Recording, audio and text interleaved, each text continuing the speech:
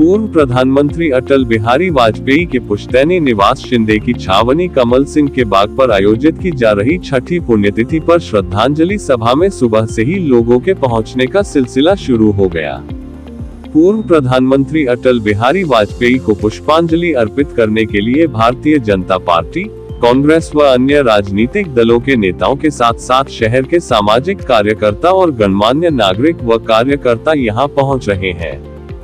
ग्वालियर में अटल जी का पैतृक निवास शिंदे की छावनी स्थित कमल सिंह के बाग में है, जहां आज अटल जी के परिवार ने श्रद्धांजलि सभा का आयोजन भी किया है। जिले के प्रभारी मंत्री तुलसीराम सिलावट और स्थानीय सांसद भारत सिंह कुशवाहा समेत कई भाजपा नेताओं और कार्यकर्ताओं ने भी अटल जी को श्रद्धांजलि दी और उन्हें नमन किया। ग्वालियर सांसद भारत सिंह कुशवाहा ने अटल जी को पुष्पांजलि अर्पित करते हुए कहा कि जब तक सूरज चांद रहेगा अटल जी का नाम रहेगा।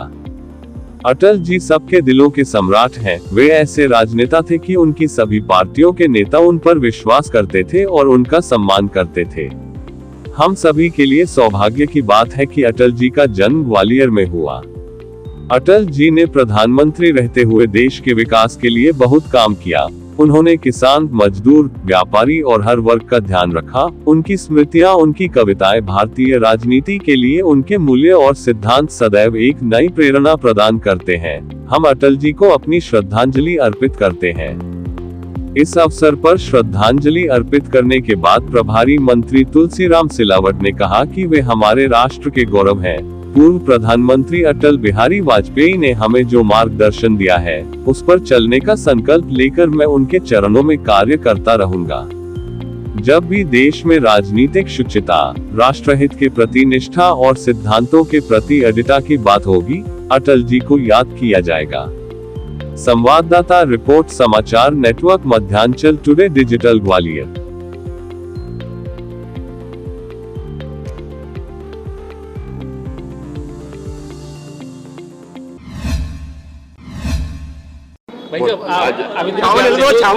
आज अटल जी को आप पुष्पांजलि। आज हमारे राष्ट्र के गौरव, देश के पूर्व प्रधानमंत्री जी की पुण्यतिथि में उनके चरणों में प्रणाम करता हूं और हम सबका ये संकल्प है, जो उन्होंने हमें एक रास्ता दिखाया उसको हमको पूरा करना। आज श्रद्धेय अटल जी के लिए सभी पुष्पांजलि अर्पित करने के लिए सभी लोग यहाँ एकत्रित हैं। अटल जी एक ऐसा नाम है कि जब तक धरती और सूरज रहेगा तब तक अटल जी का नाम रहेगा। अटल जी कभी भी थे, अटल जी सबके हृदय सम्राट थे।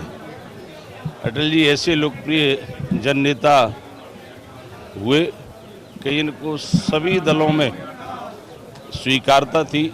सभी दल उनको सुनने के लिए और उनके काम के लिए भूरी भूरी सभी दल प्रशंसा भी करते थे। और सच्चाई की बात तो ये है कि अटल जी जैसा व्यक्तित्व हम सबको मिला। ये हम सबका सौभाग्य है कि वो ग्वालियर में जन्मे। और अटल जी का जो काम था आज देश के अंदर, चाहे हम प्रधानमंत्री सड़क की बात करें, किसानों के लिए, व्यापारियों के लिए, गरीबों के लिए, देश की प्रगति के लिए प्रधानमंत्री रहते हुए उन्होंने बहुत ऐतिहासिक कार्य किए हैं। जैसा मैंने कहा, प्रधानमंत्री सड़क योजना में जो गांव रोड विहीन थे उनको बढ़िया डामरीकृत रोड देने का काम अटल जी ने किया। किसान अपनी खेती करने के लिए बिचौलियों के पास कई बार कर्ज लेते थे और कर्ज पड़ता नहीं था तो ज़मीन उसके बदले में देना पड़ती थी। श्रद्धेय अटल जी ने किसान क्रेडिट कार्ड चलाकर किसानों की ज़मीन बचाने का काम किया। अटल जी की कई ऐसी योजनाएं सरकार की वो आज भी संचालित हैं।